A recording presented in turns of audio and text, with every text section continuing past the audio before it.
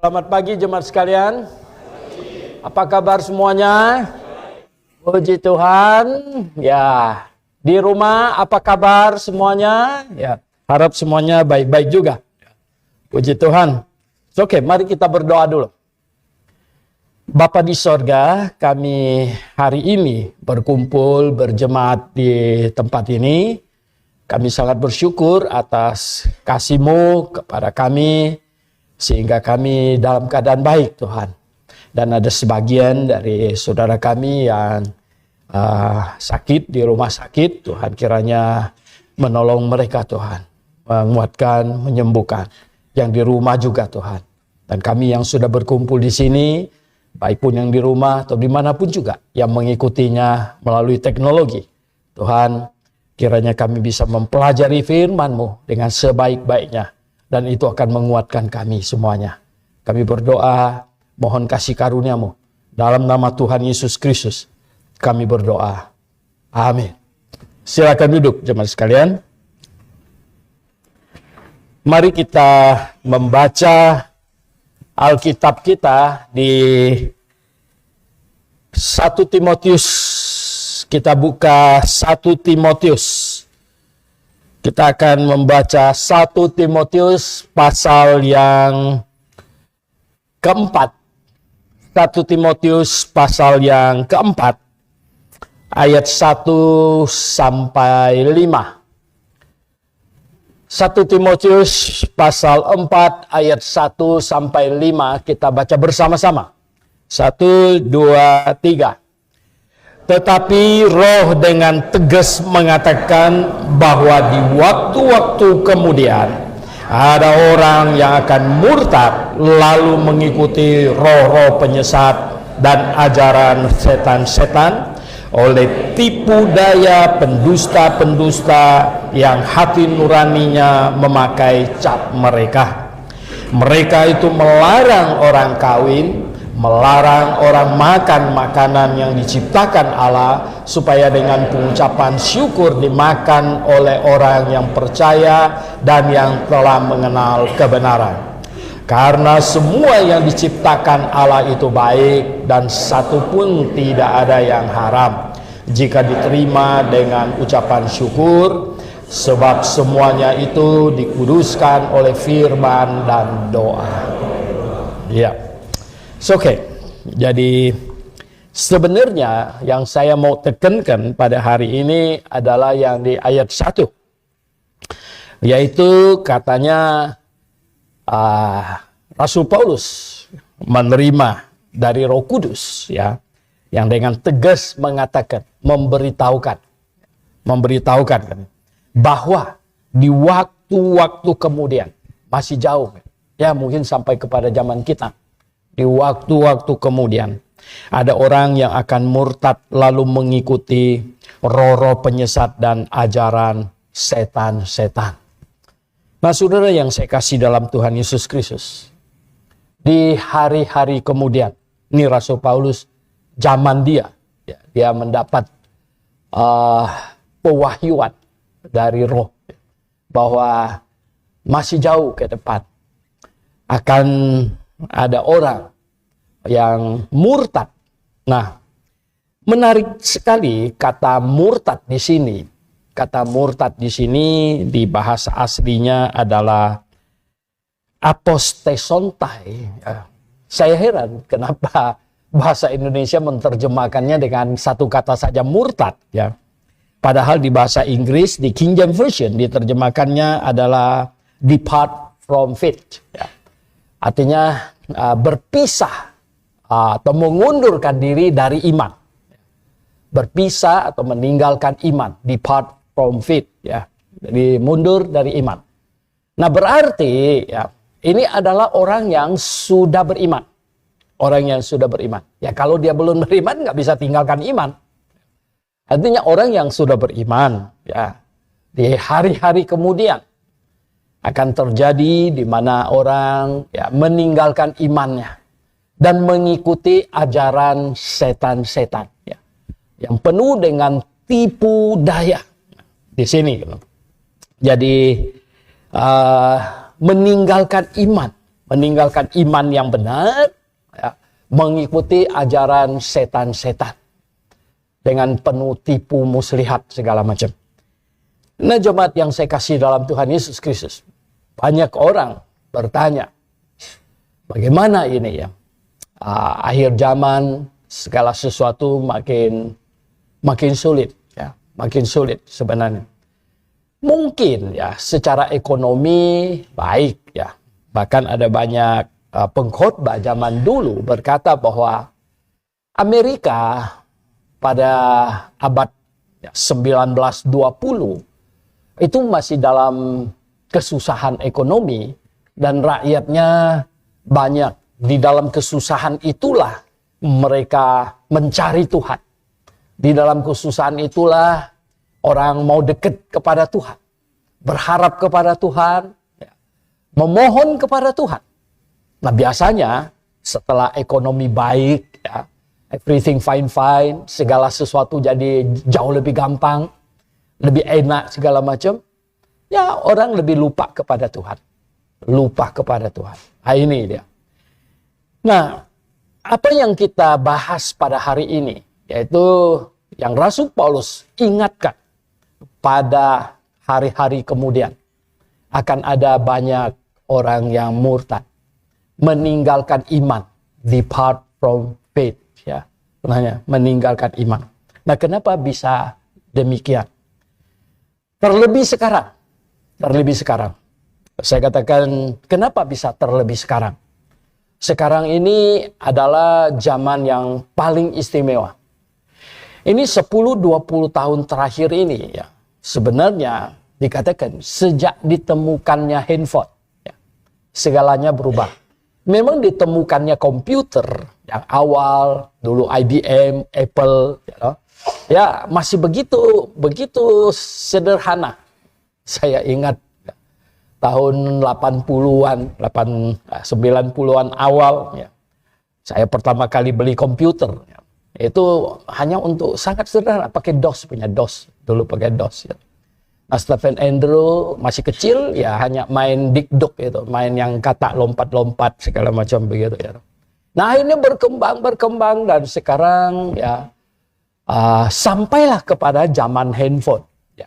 Zaman handphone juga berevolusi mungkin, bukan evolusi ya. Dari dulu Pak Hasan masih ingat itu handphonenya panjangnya segini kalau salah gitu ya toh. Yang besarnya begitu gitu toh, nggak yang ini kalau anjing dipukul bisa mati gitu ya toh. Yang panjang begini, pegangnya begini gitu.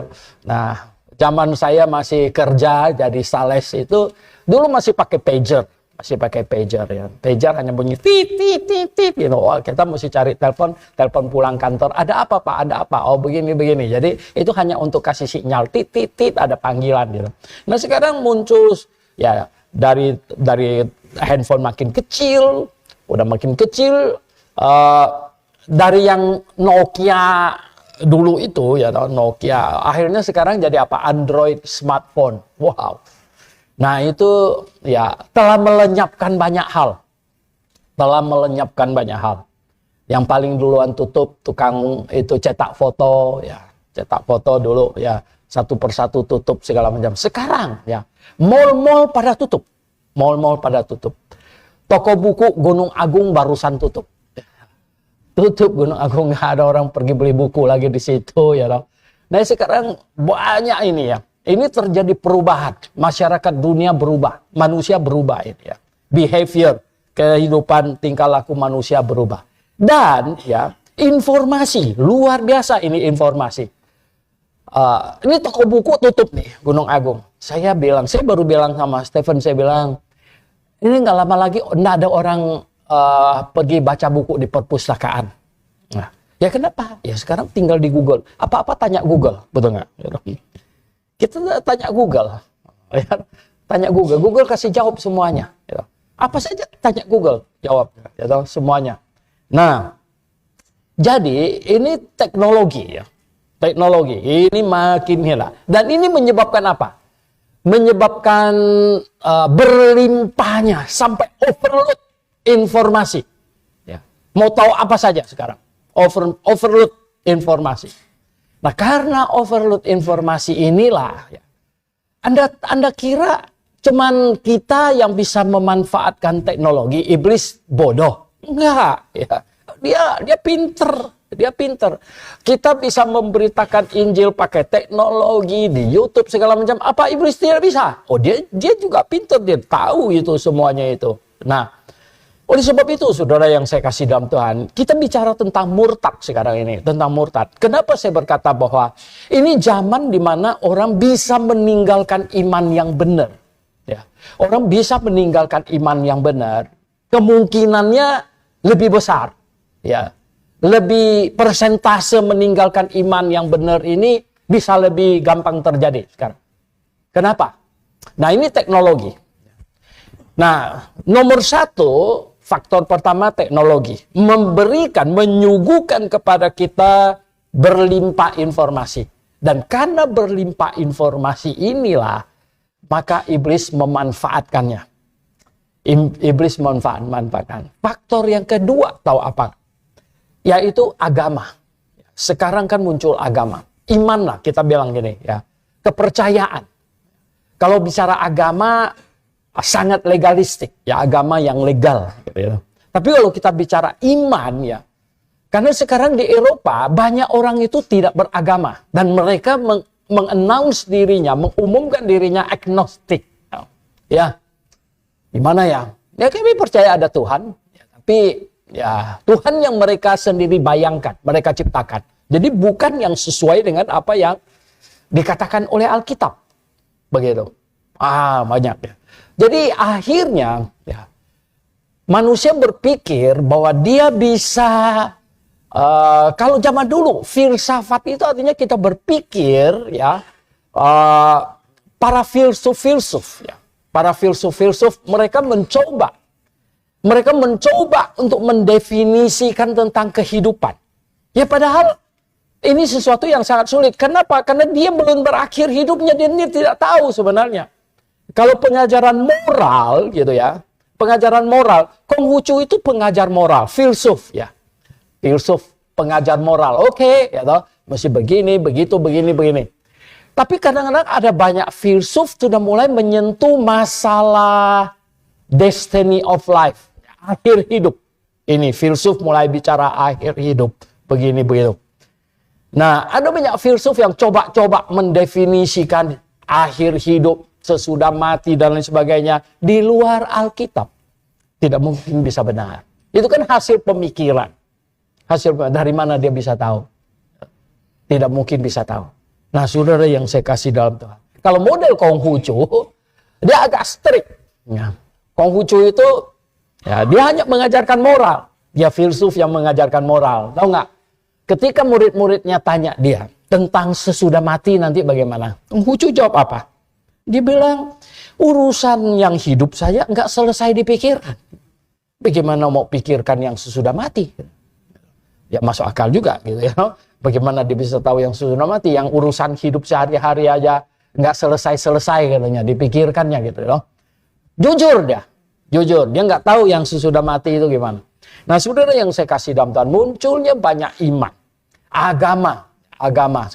Nah, agama, oke ya, agama plus teknologi. Jadi agama plus teknologi, ini beda. Jadi sekarang ini lihat ya, semua agama sekarang itu menyiarkan pengajarannya lewat teknologi. Wow, itu menyebabkan apa? Anda bisa bayangkan ada berapa agama, berapa iman di muka bumi ini, ya kan? Dan semuanya sama-sama berlomba-lomba menyiarkan pengajarannya. Rame nggak? Ya loh. Rame nggak YouTube-nya? Rame, ya. On-reel-nya, TikTok-nya, ya. Instagram-nya, semuanya menyiarkan ini. Wow. Karena sekarang informasi bertebaran sampai overload, ya. Bagaimana lagi manusia bisa mendapatkan kebenaran? Berapa persen orang bisa dapatkan yang benar sekarang? Sulit, saudara. Makin hari makin sulit, ya. Dan semua agama, akhirnya, ya, mereka akan sampai kepada kesimpulan bahwa semua agama akan berkata bahwa dirinya benar. Oleh sebab itu, ya, kita tidak boleh yakin salah satu agama benar. Oleh sebab itu, Tidak ada agama yang benar. Makin disimpulkannya makin bergeser, saudara. Saudara yang saya kasih dalam Tuhan. Nah, Anda lihat, sesuai dengan ayat yang kita baca tadi, bahwa di kemudian hari akan terjadi banyak murtad. Ini mendukung nggak ke situ? Ya loh? Ya mendukung. Ya. Dan ini mempengaruhi orang Kristen nggak? Oh, mempengaruhi. Ya. Orang Kristen akan juga. Orang Kristen, apa cuman orang dunia saja search di internet? Enggak, orang Kristen sudah baca, banyak baca. Bisa mengganggu iman nggak? Pasti bisa. Ya, pasti bisa. Ah, ini tidak bisa dihindari. Tidak bisa ditolak ini. Ini akan terjadi. Nah, mungkin ya. Saya ingat waktu handphone awal-awal. Kita bilang, banyak orang tanya sama saya, Pak, gimana ini sekarang orang nggak mau bawa Alkitab, dia bawa handphone saja. Ya, setuju nggak? Awal-awal kita bilang, janganlah ya, bawa Alkitab lah yang macam begini ya toh. Tapi sekarang, ya makin hari makin banyak yang nggak bawa Alkitab kan? Ya, kenapa? Di handphone. Handphone. Ya. Bahkan saya sendiri bawa handphone cukup. Lah kenapa? Lah di sini apa tuh? Ini sini. Mau King James Version, Lactus Receptus, segala macam lengkap di sini. Ya. Mau model apa saja ada. Kalau ini mau bawa 5 biji bini, kan mau suruh orang gotong, betul nggak? Ya kan masih kita bawa satu mahasiswa tukang bawa Alkitab gitu kan. Kalau sini kan di sini semua versinya ada. Segala lengkap di sini semuanya. Nah, jadi sekarang kita bilang bahwa teknologi tidak bisa dihindari. Teknologi tidak bisa dihindari dan dia bisa dimanfaatkan positif, dia bisa dimanfaatkan negatif. Dan ini memberi sumbangsi atau membawa efek murtad kan? Ya, membawa gangguan nggak pada iman orang? Bisa. Ya, jangan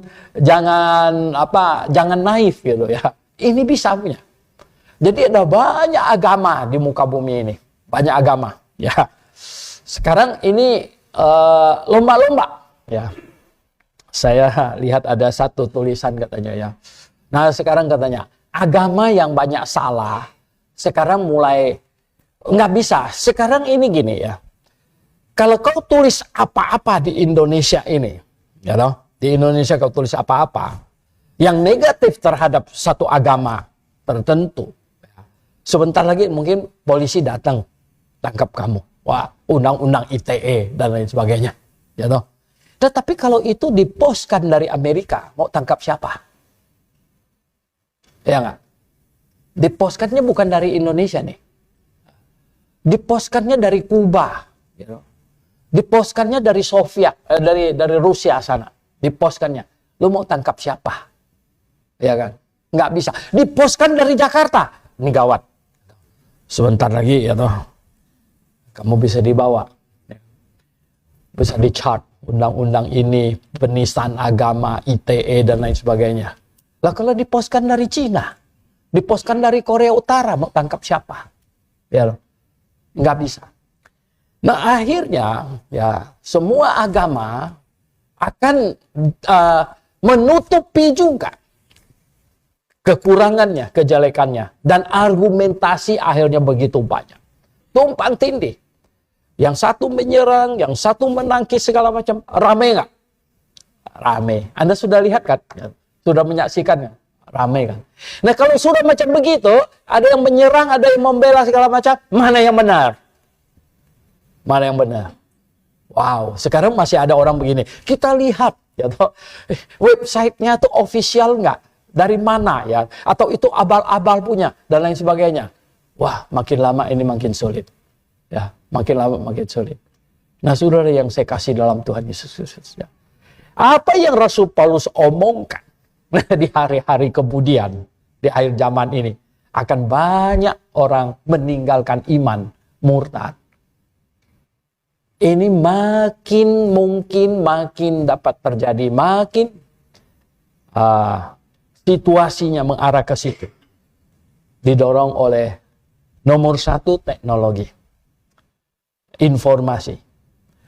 Nomor dua, Semua agama di muka bumi ini memanfaatkan teknologi untuk menyiarkan pengajarannya. Dan ini menyebabkan informasi begitu banyak overload. Jadi manusia kebingungan. Mana yang benar sekarang, mana yang salah. Nomor 2. Nomor 3. Apa lagi nomor 3? Wow. Ya. Nomor 3, tadi kan agama. Nomor 3 tuh bidat-bidat. Bidat-bidat Kristen. Wow. Ya. Nah kalau kita bilang bidat Kristen, itu adalah apa? Masih memakai namanya Kristen. Masih memakai namanya Kristen, tapi sudah menyimpang jauh dari kebenaran. Nah ini akan menyesatkan. Akan menyesatkan. Di dalam seminar saya sering berkata, banyak orang ya kadang-kadang bilang ya sesat, salah, sesat, salah. Yang mana sesat, yang mana salah. Nah orang Kristen sebenarnya harus sangat paham.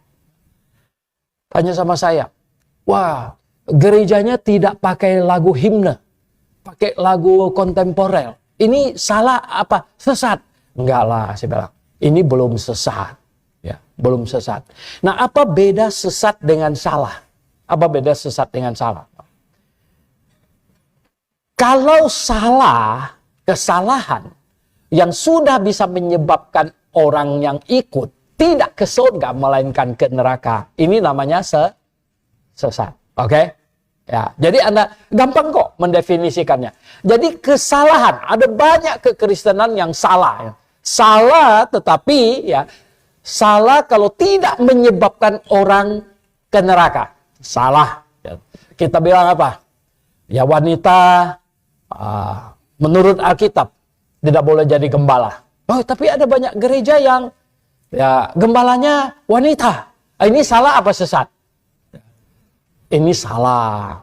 Salah. Sesat belum? Belum sesat. Ini salah, ya. Salah.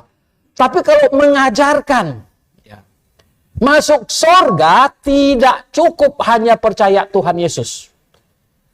Perlu ditambah dengan hidup sempurna baru bisa masuk katanya. Ah, ini salah apa sesat? Sesat. Wah, ini jemaat grafik cepat pintar. Ya kan? Jemaat grafik cepat pintar.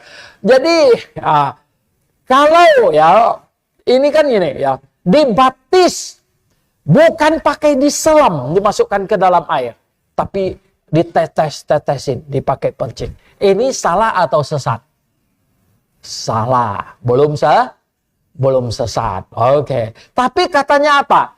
Kalau tidak dibaptis, tidak bisa masuk surga. Mesti dibaptis baru bisa masuk surga.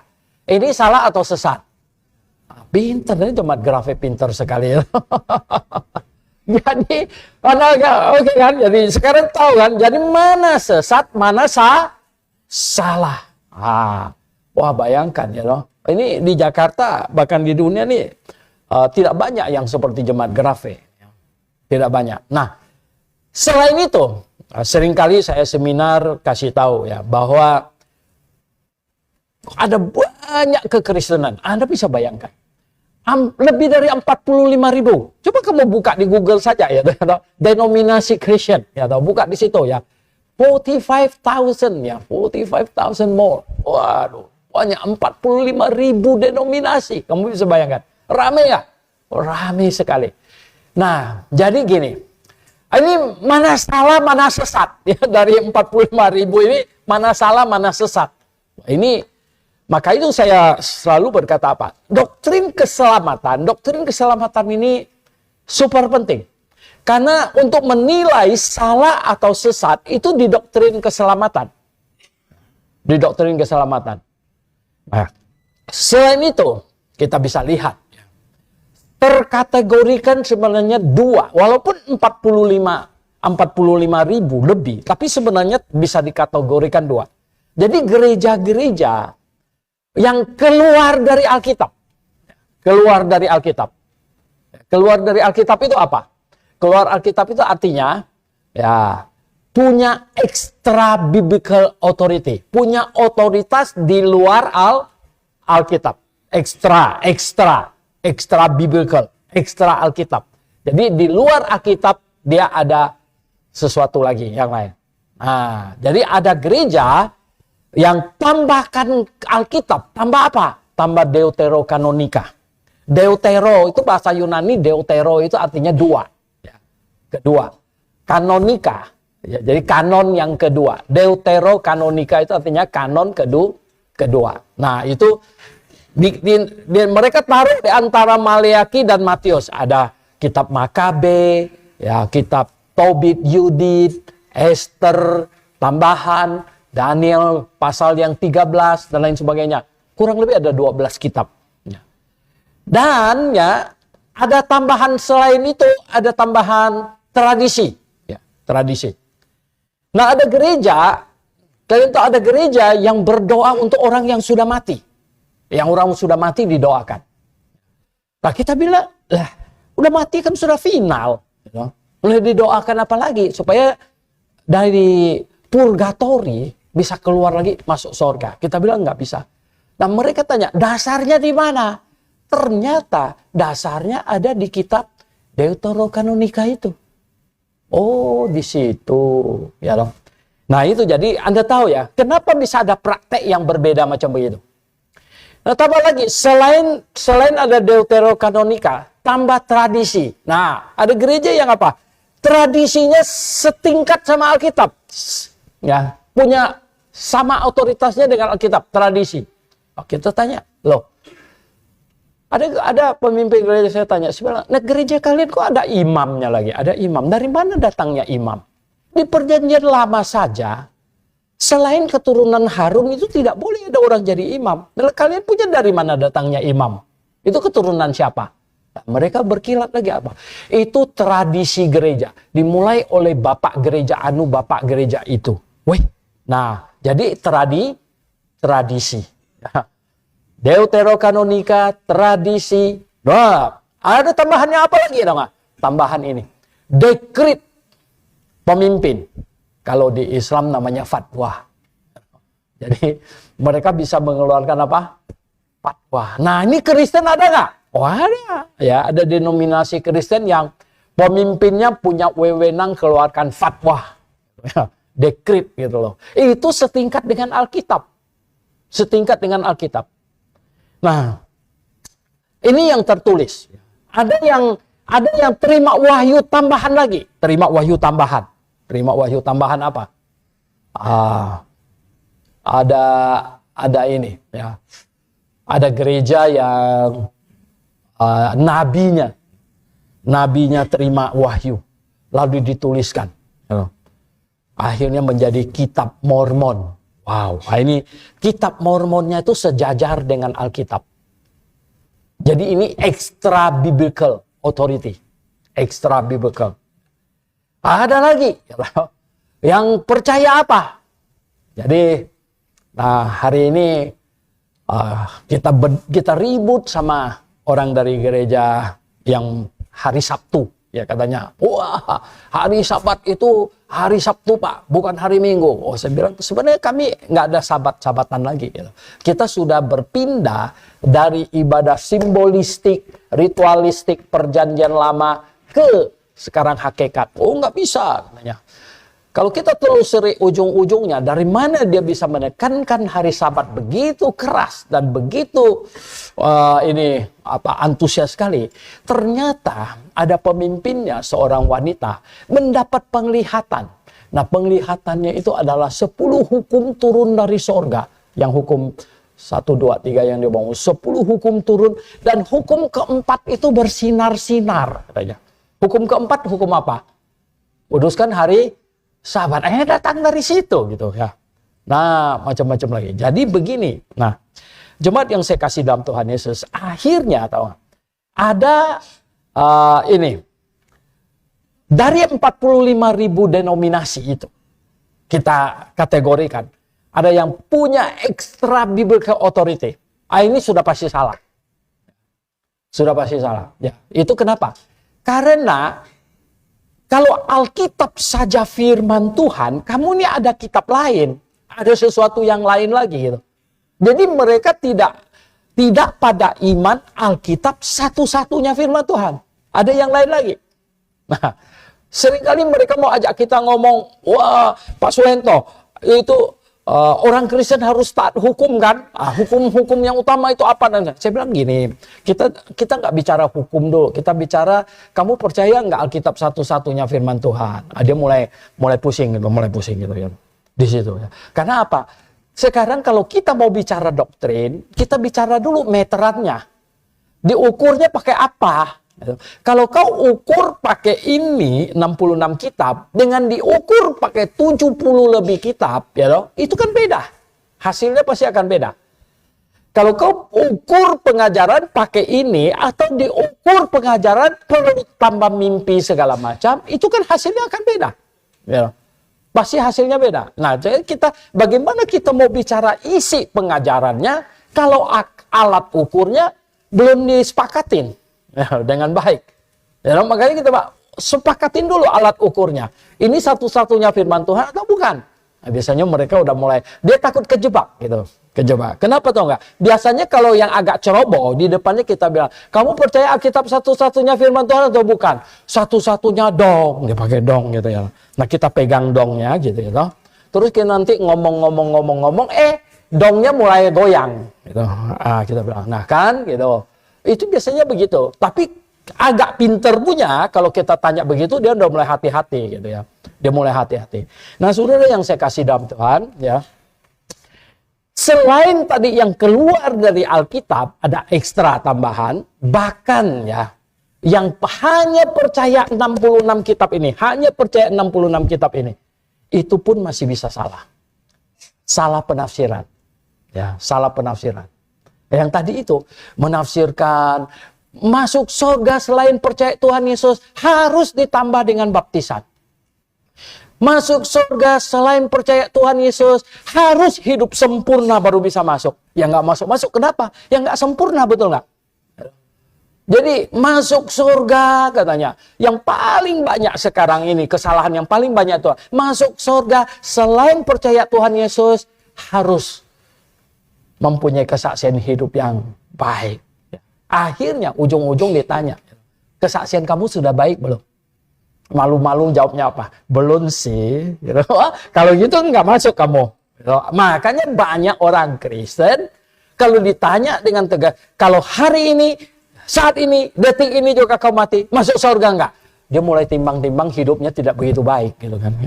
Nah, akhirnya apa? Dia nggak berani jawab. Loh, kenapa nggak berani jawab? Nah, ini karena masalah doktrin keselamatannya. Karena dia tidak pada pengajaran yang benar bahwa kita masuk surga bukan tergantung kepada kesempurnaan hidup kita, tapi pada iman kita kepada Yesus Kristus. Ya. Nah ini, oke, jadi jemaat yang saya kasih dalam Tuhan Yesus Kristus, teknologi mendorong atau bisa menyebabkan kemurtatan terjadi jauh lebih gampang. Yang pertama, yang kedua tadi apa? Agama-agama menyiarkan semua pengajarannya berlomba-lomba. Berlomba-lomba semuanya. Menyebabkan apa? Orang sulit lagi untuk mendapatkan yang benar. Bahkan orang yang di dalam kekristenan yang benar pun, kalau tidak sangat paham akan kebenaran, masih bisa digoyang-goyang. Masih bisa digoyangkan. Masih bisa. Dan yang ketiga tadi apa, tahu? Yaitu bidat-bidat kekristenan. Wah, bidat-bidat kekristenan sekarang ini mereka galak. Wih, mereka galak sekali. Mereka ada di medsos, di mana-mana itu. Nah, saudara yang saya kasih dalam Tuhan Yesus Kristus. Lalu bagaimana ini kita? Lalu kita bagaimana ini? Lalu kita bagaimana? Jadi jemaat yang saya kasih dalam Tuhan, jadi bagaimana? Kita ini kan sudah baca ini. Tetapi Roh dengan tegas mengatakan bahwa di waktu-waktu kemudian ada orang-orang yang akan murtad, meninggalkan iman, lalu mengikuti roh-roh penyesat dan ajaran setan-setan. Nah, jemaat yang saya kasih dalam Tuhan Yesus, kita bukan yang percaya bahwa one save, always save. Sekali selamat, tidak mungkin bisa murtad lagi. Alkitab memperingatkan banyak sekali. Banyak sekali memperingatkan. Nah, kita oleh sebab itu kita disuruh apa? Coba buka di 1 Korintus 15. Kita buka di 1 Korintus 15 1 Korintus 15 Di situ ada dikatakan apa? Nah, 1 Korintus pasal 15 di ayat yang kedua. 1 Korintus 15 ayat yang kedua. Coba kita baca sama-sama. 1 Korintus 15 ayat kedua. 1, 2, 3. Oleh Injil itu kamu diselamatkan, asal kamu teguh berpegang padanya, seperti yang telah kuberitakan kepadamu, kecuali kalau kamu telah sia-sia menjadi percaya. Nah, jadi perhatikan, katanya apa? Oleh Injil itu kamu diselamatkan. Ini orang sudah selamat belum? Sudah selamat belum? Sudah, betul nggak? Jemaat Korintus masa belum selamat? Ya loh. Sudah selamat. Oleh Injil itu kamu diselamatkan. Sebenarnya di bahasa aslinya lebih jelas. Karena ini past tense. Jadi sebenarnya diterjemah oleh Injil itu kamu telah diselamatkan. Ya. Jadi kamu sudah diselamatkan oleh Injil itu. Asal, ada kata apa? Asal apa ya? Asal kamu teguh berpegang padanya. Berpegang pada apa? Berpegang pada Injil. Asal kamu teguh berpegang padanya.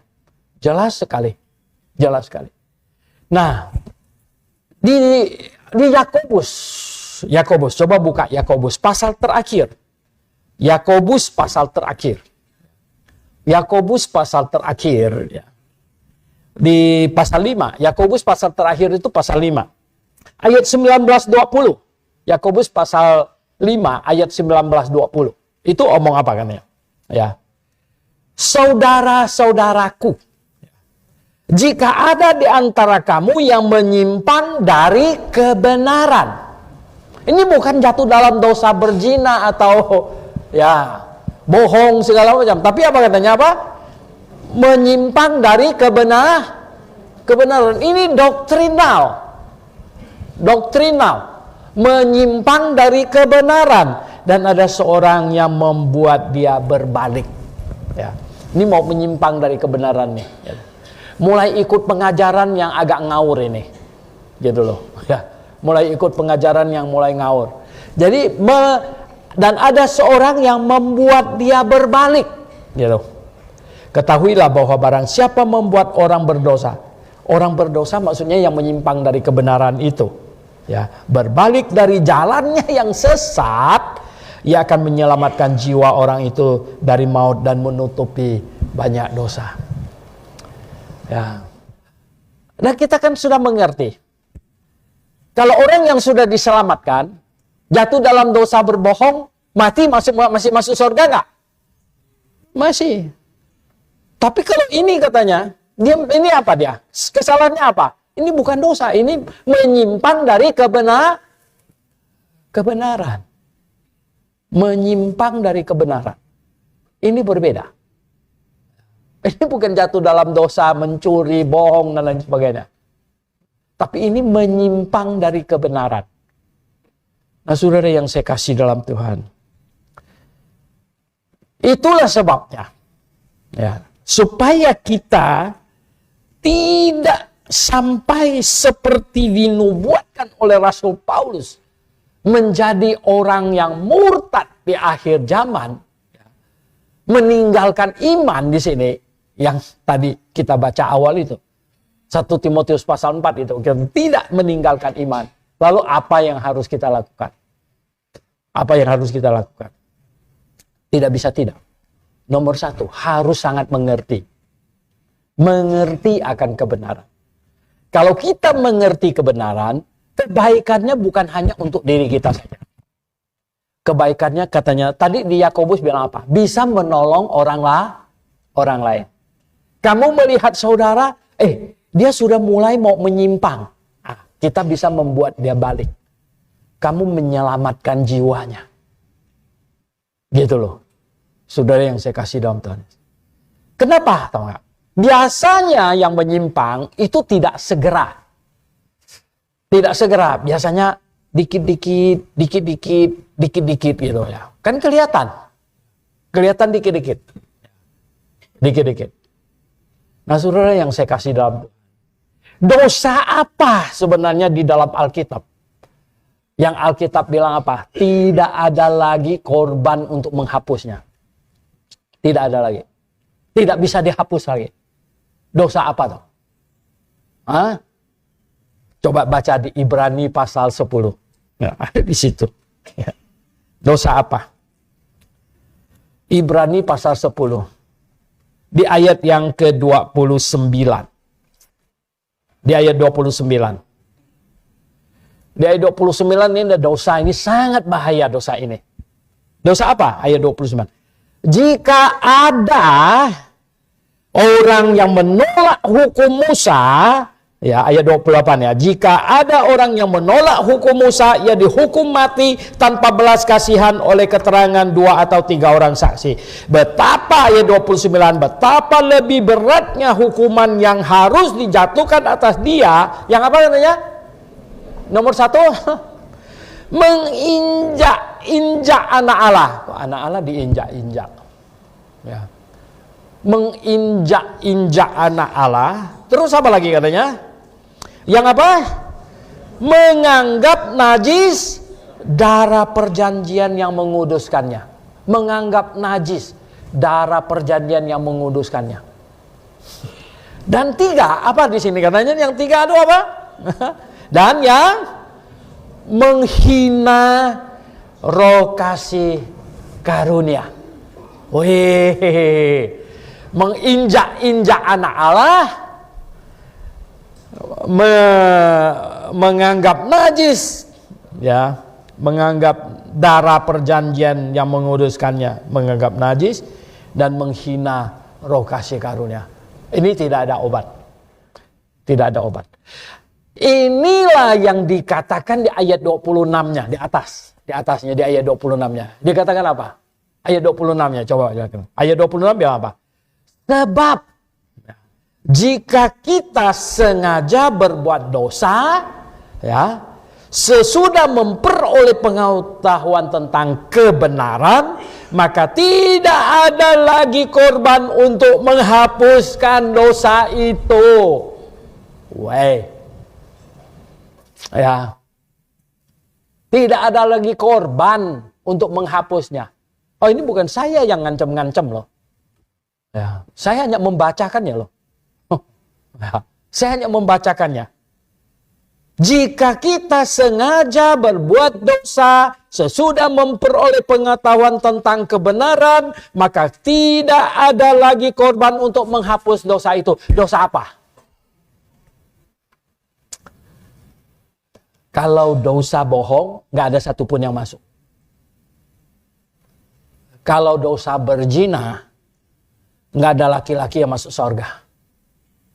Betul nggak? Nggak ada. Anda lihat perempuan cantik, gitu, langsung parkir di neraka. Kan ngawur gitu, habisnya. Jadi dosa apa yang dia maksud di sini yang tidak ada lagi korban untuk menghapusnya? Yang tadi itu di ayat 29. Apa? Menginjak-injak anak Allah, menganggap najis darah Kristus yang menguduskannya, dan menghinakan roh kasih karunia. Nah lalu, jam kita jalan terus. Apa nasihat Rasul Paulus supaya tidak sampai kita berbuat dosa yang macam begitu?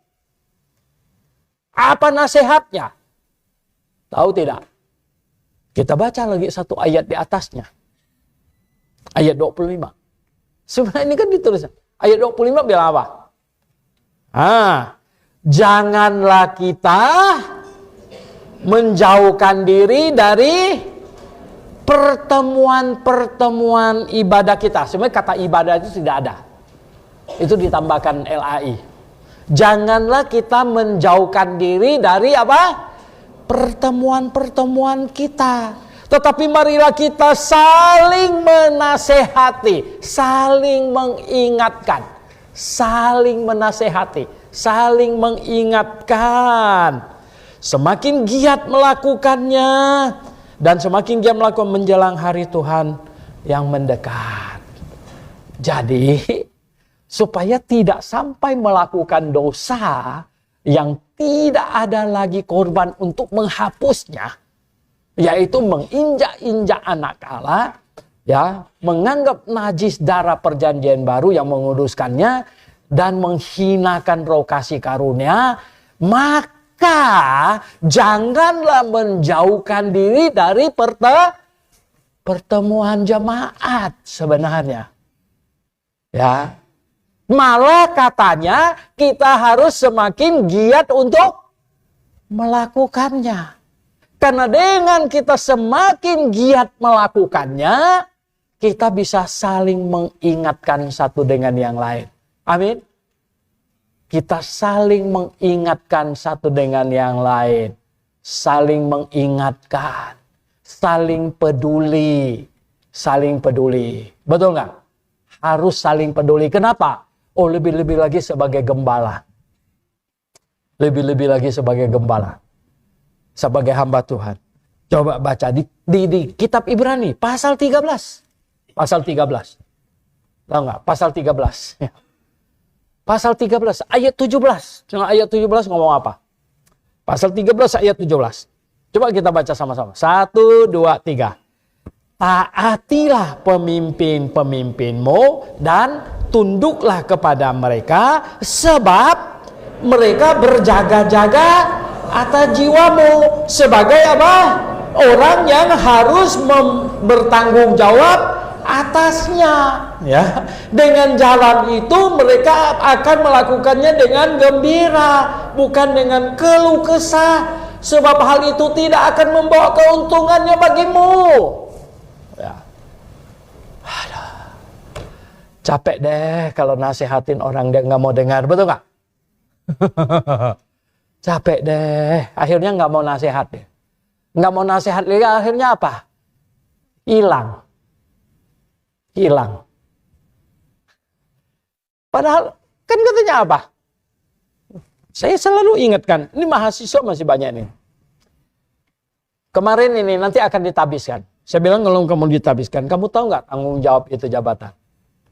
Nanti Tuhan akan tuntut kamu. Dipercayakan kepadamu jiwa 300 orang. Bukannya tambah. Betul nggak? Malah kurang. Bagaimana ini? Malah kurang. Gitu. Nah, dan disitu katanya, kalau dinasehatin, dengar, karena ini berjaga-jaga atas jiwa kamu. Jaga-jaga jiwa kamu. Gitu. Kalau dinasehatin nggak mau dengar, banyak bangkang, akhirnya kan jadi capek. Betul nggak? Ya udahlah, nggak usah dinasehatin lagi. Repot ya, malah dia marah. Ya, ada jemaat yang saya besuk dia, ya. Akhirnya saya jadi nggak mau. Saya besuk dia dari pintu depan, dia lari dari pintu belakang. Saya bilang, ya, wah, dia nggak terima ini. Ya, oh, ini udah repot ini ya. Ya, ini ada banyak mahasiswa sini. Ini jadi gembala sudah lebih dari 30 tahun.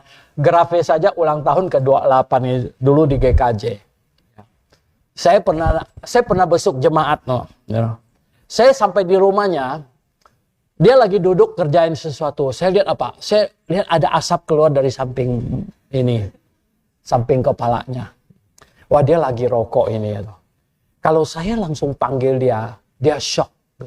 Jadi saya mundur lagi agak jauh ke belakang. Halo, dia tahu saya datang gitu. Terus saya baru bilang, sebenarnya lagi bikin apa? Saya cari rokoknya udah di kemana ini? Ya kan?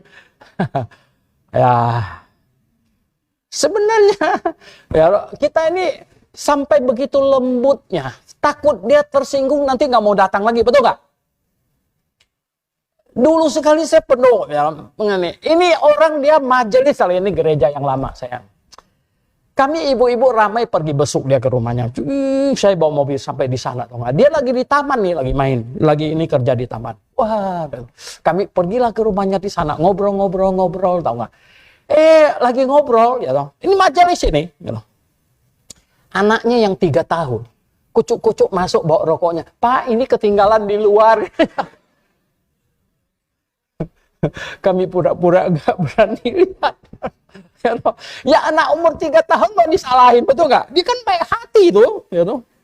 Rokok bapaknya ketinggalan di luar kan, dia masih cucuk Pak katanya. Ya, dengan begitu lugunya dia, ini ketinggalan Pak katanya. Ya, bapaknya merah mukanya, gitu. Nah, saudara yang saya kasih dalam Tuhan, ya. Di akhir zaman banyak yang akan murtad. Kami sangat tahu akan hal itu. Sangat tahu. Dan kerja hamba Tuhan, penginjil, gembala, segala macam, tambah berat. Terutama dalam hal apa? Mengingat-ingatkan orang. Menasehatin orang. Kita sampai berpikir, wah ini orang ini bisa hilang ini. Ya. Tidak bagus itu kondisinya begini. Kita sampai pikir, ini orang kerjaannya kurang bagus. Kalau dia kerja ini terus, dia bisa hilang ini. Kalau dia begini terus, dia bisa makin kacau ini. Kita berdoa. Karena apa? Tadi itu, Paulus bilang, kalau kamu jatuh dalam dosa, itu yang tidak ada lagi korban untuk menghapusnya. Itu sangat bahaya. Dan supaya kamu tidak jatuh ke situ, katanya apa? Janganlah kau tinggalkan pertemuan jemaat. Itu harus rajin dilakukan. Malah semakin rajin dilakukannya. Dan kita harus katanya apa? Saling mengingatkan. Jadi di situ kan, mengingatkan yang lain. Coba. Karena ada jemaat begini. Ya loh. Wow, dia lama nggak datang. Kita juga sampai heran. Kadang-kadang ini kan, kalau orang sudah rame, kita nggak tahu ini. Ya loh. Ini siapa lama tidak datang. Dia sepertinya mau mundur secara pelan-pelan gitu ya. Ya loh. Dia belum nih, nggak datang sama sekali. Kita tanya, dia di mana dia? Nah, tadinya tiap minggu datang, sekarang 2 minggu sekali. Lama-lama 3 minggu sekali. Lama-lama 4 minggu sekali gitu. Lama-lama 2 bulan sekali gitu. Lama-lama kita lupa dia. Betul nggak? Lupa dia di mana ini. Oh, saudara yang saya kasih dalam Tuhan, ini sangat bahaya. Sangat bahaya. Dia bisa terhilang. Saudara yang saya kasih dalam Tuhan. Ini kita di akhir zaman. Ya. Iblis seperti singa yang mengaum-ngaum. Saya mau Anda sangat berbahagia dengan adanya sebuah jemaat kita bisa kumpul bersama. Amin. Kita bisa saling mengasihi. Saling mengingatkan, saling perhatikan. Ada yang tidak datang, ada yang perhatikan. Pengajaran juga kita wanti-wanti. Apa yang benar, apa yang salah, apa yang sesat, kita harus sangat jelas. Dengan demikian kita terjaga. Kawanan domba semuanya, satu gerombolan kita.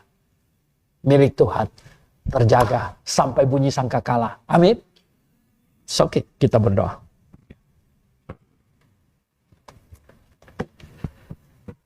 Jemaat sekalian, ya.